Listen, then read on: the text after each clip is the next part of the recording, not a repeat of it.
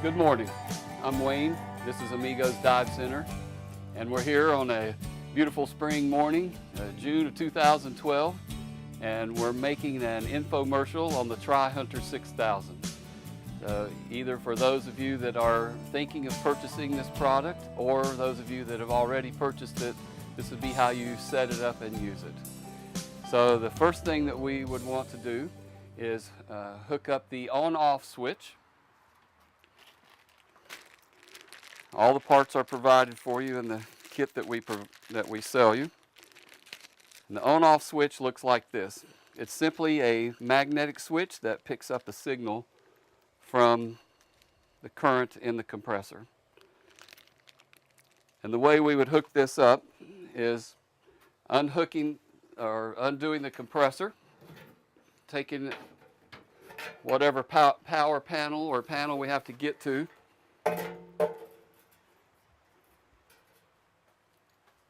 and inside the compressor there will be two power wires, and we need to unhook one of the wires that has the main power to the compressor, so that when the compressor is on, there's power going through this switch, and when the compressor is off, there's no power going to the switch. You can also notice that we have the black and red connectors, and we'll later show you where those connectors connect to the box that controls the flow of the gas. We're now going to show you a little more detail of how to hook up the magnetic switch, which has the black and red ends, which has the corresponding end that connects to it here, and what we call the jack that fits into the side of the box that makes the box operational. This is the power to the box that enables the solenoids to turn on when there's power to the compressor, and immediately shuts the solenoids off, stopping the flow of oxygen and helium when the compressor stops. So what we'll do first is hook up our red magnetic switch, and if you can see, it has a hole that goes right through the middle of the switch. And by running a wire through that hole that has power when the compressor is on and no power when the compressor is off, and it's always best to run one of the main power wires that's to the compressor switch through this to make sure that you have the current that you need. So we have unhooked one of the main power wires to our compressor switch here, and to make this switch activated, we take the wire off of the switch, run the wire through the hole of the magnetic switch, and then plug the wire exactly back in where it came from.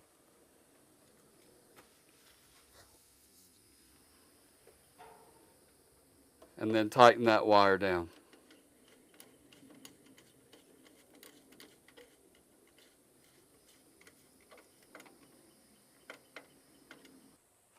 All right, our switch is now operational. Also included in the startup kit is the other end of the wire, and then the connector that goes to the box that we'll hook up in a minute. So now we'll hook up the black and red connector over here.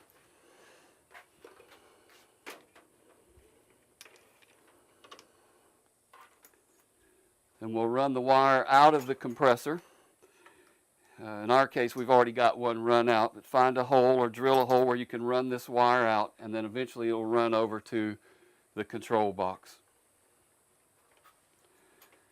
Now that we have that done, buckle our compressor back up.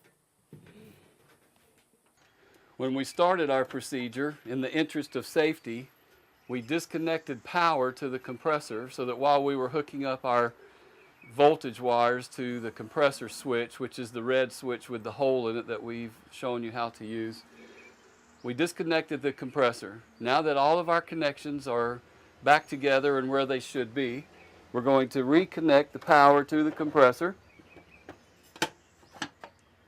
And now the compressor is ready to turn on, and the box will be ready to use while the compressor is running. And we're ready to hook up the stick.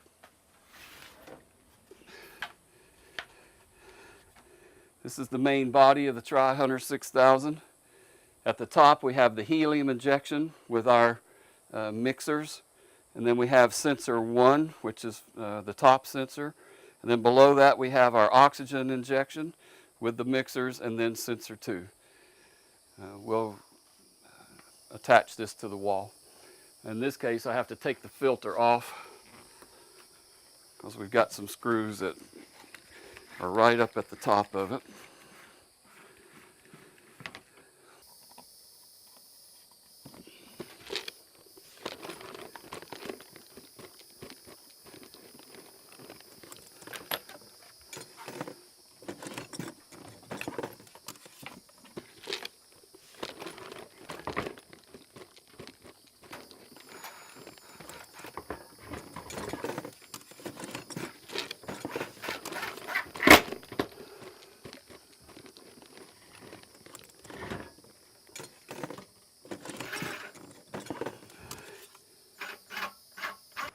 Filter can go back on.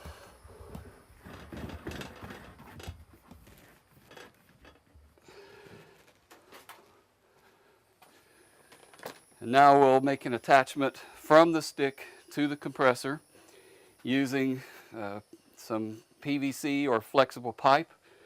There's already a rubber connector here and a piece of tubing on the compressor where you've removed the original air filter, put on a piece of tubing that corresponds to that size pipe, and then made whatever bends or angles that you need from hose or PVC from the mixing stick to the compressor.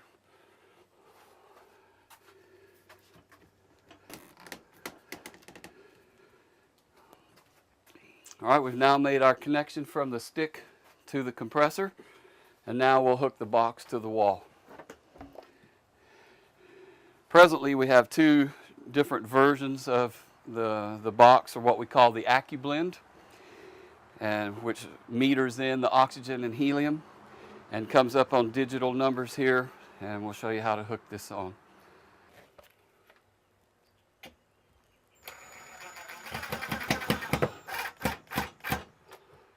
Okay, we've now finished hooking the AccuBlend box to the wall, and now we will hook in our power supply.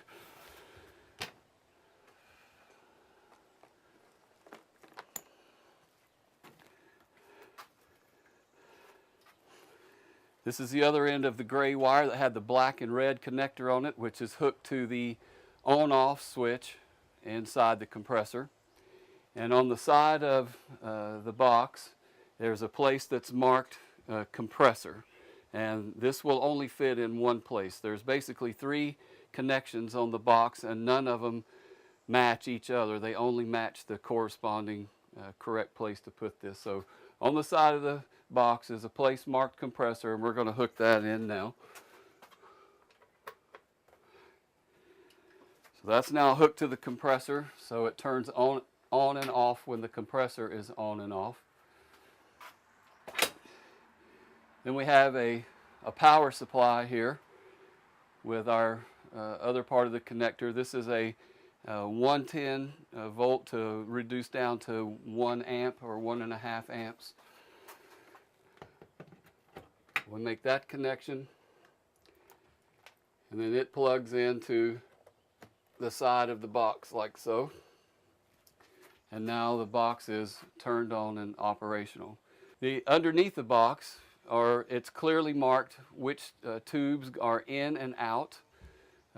So you come from an oxygen source or a helium source to the in of the box, and then from the other side out of the box to the stick.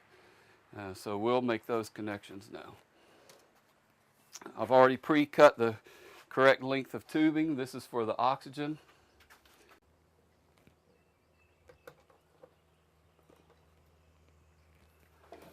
And then this other piece of tubing goes out of the box and quick connects to the one that's marked oxygen. We do the same thing with the helium.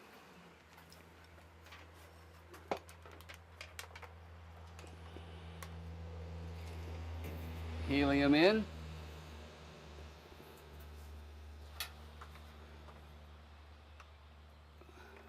And helium out into the stick. The next thing we'll do is we'll add in the sensors. There are two kinds of sensors, but they both basically do the same thing. One of the sensors comes in a box like, or a tuna can like this. It's sealed up. This is an R17D or equivalent. Has a little banana plug on it and a tip that screws on.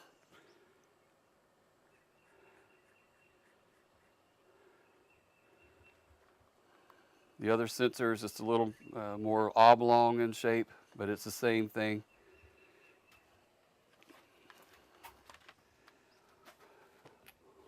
So now we'll plug in our sensors.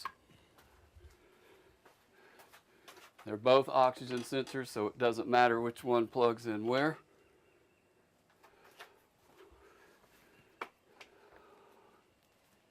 Then we have our oxygen and helium cables here. They're also interchangeable. We've got them color coded and marked. The green ends are for oxygen, which is sensor number 2, and the other ends are for the helium, which is sensor number 1. So the green plugs into sensor number 2 and then color coordinates to the green. And then the other cable plugs into here and plugs into the top sensor, which is for the helium.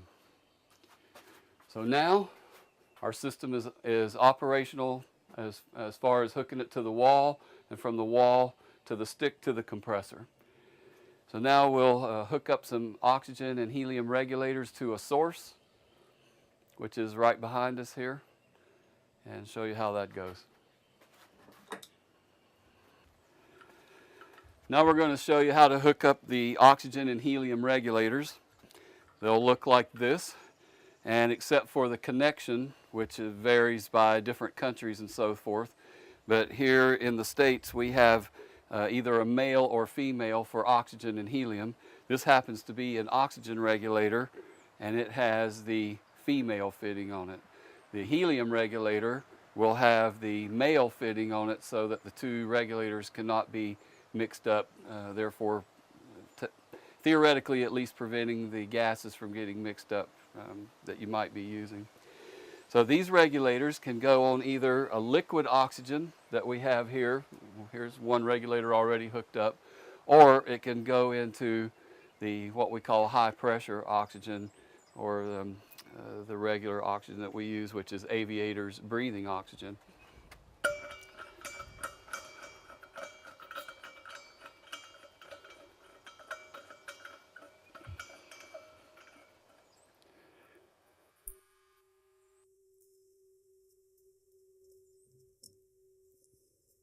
So we'll hook the regulator on, give it a tighten down, and then we can take the other end of our oxygen hose or helium tubing that we're using, and I'll turn this so you can get a better shot.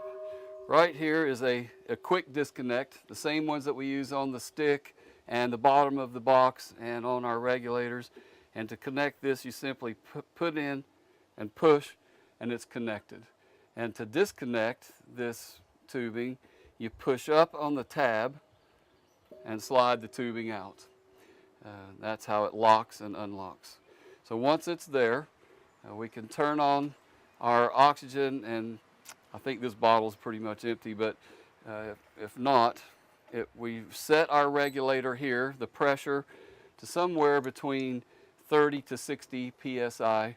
If you're running one compressor, 30 psi is plenty, which I think corresponds to like 2.5 bars. So this is how we make our connection that runs back to the AccuBlend box that then runs to the stick and then makes our mix to the compressor. So the next thing we'll do is be turning on the compressor and showing you how to turn on the box as well, and introduce you to the 6 safety features that are programmed into the AccuBlend box. The next step that we're going to show you is the workings of the box, the safety features, some of the on-off switches, and other buttons that we operate here. The first one that we'll turn on is the one that's marked power. It's red and it has a little lightning bolt on it. So if we just touch that switch, the box will come on. It'll tell you what version that we're working with here on the AccuBlend. It'll then turn off for a few seconds as if it's doing a self-diagnosis, and then it turns back on and it gives you a message. The top message says up turns on the gas, and that's the up arrow which it's referring to. And the bottom one says cal equals calibration. On the right hand side of the box there's a yellow tab or a button that is into 2 parts, and it says, the top of it says calibrate, which gives you the option of manually calibrating both sensors to air. This is best done when the compressor is running and the box won't turn on until the compressor is running. And the bottom half of the switch, which is really one and the same, is you push and hold for auto calibration. This takes maybe 10 or so seconds, and when the compressor is running, you push and hold the auto calibrate button, and both sensors will then calibrate to air, and hold that button for approximately 10 seconds or so until it tells you calibration is complete. Once that calibration is complete on both of the sensors, the number 1 and 2, or upper and lower sensors, then it will give you the next message, which is up turns on the gas. And that will then open up the solenoid valves that are inside the box that will allow the gas to flow from our source into the box and then out of the box into the stick so that we can start making our calibrations. So for any of this to work, though, the compressor actually has to be running. So before we get to that part, I will tell you about some of the other built-in safety features that the AccuBlend box has. One of the things that it does is that it immediately shuts off the flow of gas to the stick and to the compressor in one of 6 ways. If you touch the power switch, it will shut off. If the O2 sensor wire comes unplugged, it will immediately shut off. If you touch the auto calibrate button, it will shut off. If it loses power through the source, it will stop. If the compressor quits running, it will stop. And if it reaches 39.9% or roughly thereabouts, it will stop, as it will not allow you to make any oxygen mix greater than 40%.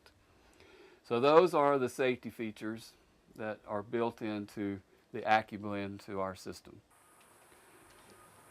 The next part of our demonstration will be turning on the box and operating the various buttons that are on it. So as we had already talked about just a minute ago, the power button is here. You turn on the power button. You start your compressor. And then once it runs through a few seconds of diagnosis here on the box, the next thing you would do is on this yellow button, reach up and hold for auto calibrate. And a few seconds later, it'll say calibration complete. And the next message that comes up on the box is up turns on the gas, yellow up arrow being that signal. And we've already done our calibration. So if the compressor were running now, we would touch the up button, which would then open up the solenoids inside the box and allow our gas flow to come through. As of yet, we haven't turned on the gas for the oxygen or the helium, but now would be the time to do that. So we would walk over to our source and turn on the oxygen or helium, whichever we needed, and then we would make our adjustment at the regulator of the source to somewhere between 30 to 60 pounds, or approximately 2 bars to 4 bars, or roughly thereabouts. And then we use the 2 knobs here. The one on the left is for the oxygen, one on the right is for the helium, and then we would adjust these knobs accordingly until we have the mix that we're shooting for. Here in our area of Florida, with the caves that we dive and the various things that we do, somewhere between 30 to 32% is our preferred mix. And so we would dial in, here at Amigos we use 32%. So we would dial in here until we have the mix that we're looking for, and the needle valves, or the other box that we also have here has actually pressure regulators on it, small regulators, can dial into tenths of a percent. The one thing that I probably need to tell some of the owners of the stick, if they have the newer style stick, such as these, is that they also have needle valves here on the side that more finely controls the gas that's coming out of the box and into the stick. And the way you would adjust this needle valve is that you would pop the handle out, and on this one, turning it to the right or clockwise increases the pressure, and you would increase the pressure. The first thing you would do before you start, it would be to unloosen the lock nut, tighten up the needle valve all the way in,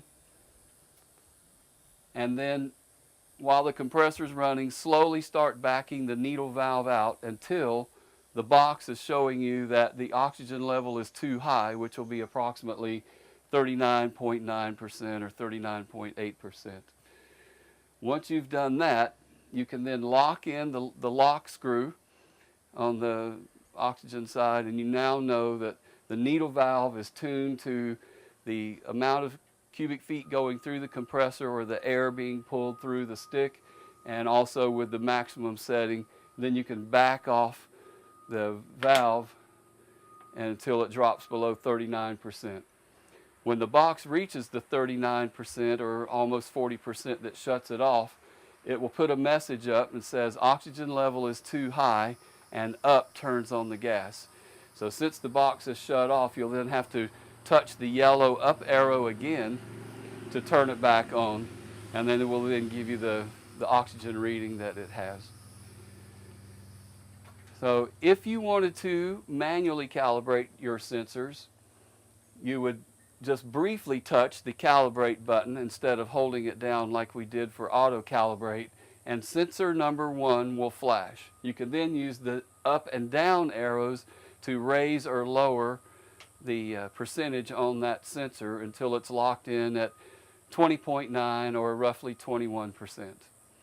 Then if you touch the auto calibrate again just one more time, it will then go over to sensor number 2, and then you can also use the up and down arrows to manually calibrate that sensor as well. The third touch of the calibrate button will then take you back to the screen where it says up turns on the gas, and when you then touch the up arrow, then both sensors will show what they're calibrated to.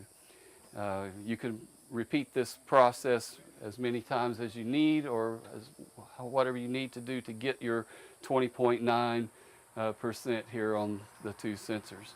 And once you have that, now you can turn on the source of oxygen and or helium to make the mix that you want, and the numbers will come up on the screen exactly as you would write them if you were putting a label on your tank, such as 2130 or 1740 or 1550 mix that you might want. So that is pretty much an overview of how the box works, the AccuBlend, and the needle valves and the adjustments here. So now we're all operational. We're going to turn on the compressor and get it started, and then show you the controls on the box.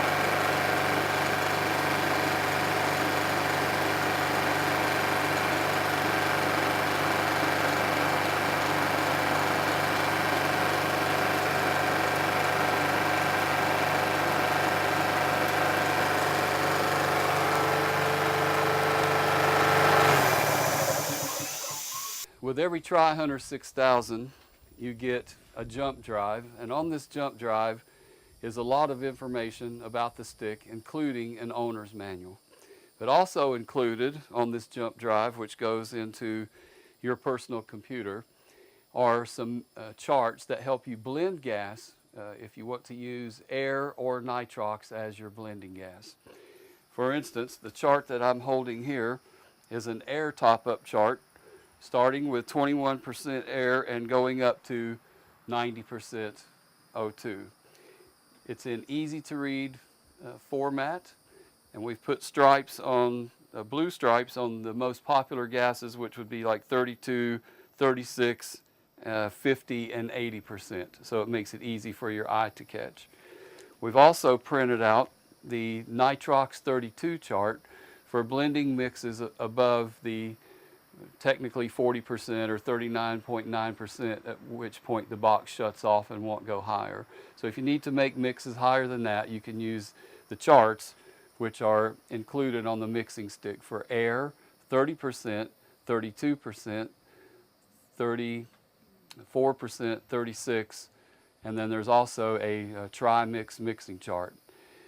The great thing about some of the information on this stick is that there is a blending program which allows you to give the program some information, such as what is the mix that's in your tank in O2 content, and also the pressure.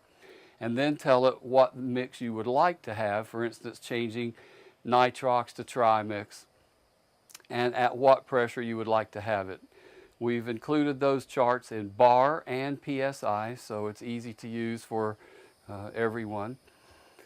And with the regulators that we're using, when you hook up to the oxygen and helium, it makes it possible to literally empty that bottle of oxygen or helium that you're using without the use of a booster pump or a Haskell, and so that you literally get all of the gas that you've paid for out of the bottle by running it through the compressor, through the stick, and into the bottle or bank that you would like to mix your gas in.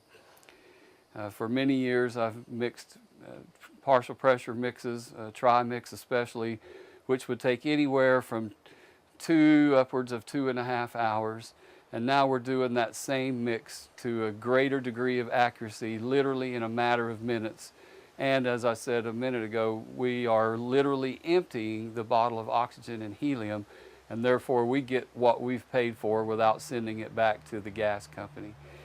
So all the information is here. We'd like to thank you for your purchase of the Tri-Hunter 6000. Our website is www.amigosdivecenter.com. And again, I am Wayne. Thank you for listening. It's been my pleasure to be with you today, and I hope that you enjoy the use of your mixing stick and that it will save you time and money. Finally, we'd like to show you our various products that we build, from the 1-inch stick all the way to the 3-inch stick that can handle anywhere from approximately a 3 cubic foot compressor all the way up to approximately 50 or so cubic feet compressors. This is the 1-inch stick that would be mounted to the wall for very small compressors. This is also the 1-inch stick in a Pelican box, which is carry-on legal on an airplane. And this is our portable or expedition model. And it will also handle somewhere in the 3 to 5 cubic foot compressor range. Then, probably the most popular one is our 2-inch mixing stick, which handles the K14s, K15s, and upwards of about 18 to 20 cubic feet a minute. And then we have our largest mixing stick that we make is a 3-inch stick, which will handle 50 cubic feet compressors. We haven't had a chance to try it yet, but we think it might even go upwards of just slightly over 50 cubic feet if need be.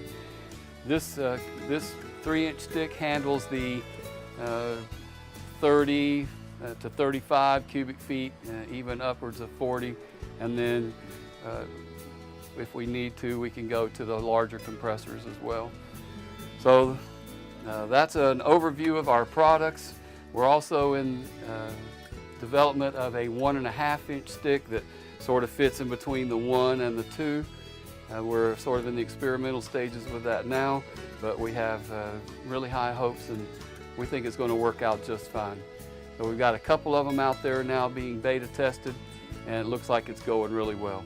So again, thank you. Hope you enjoy your Tri-Hunter, and contact us anytime.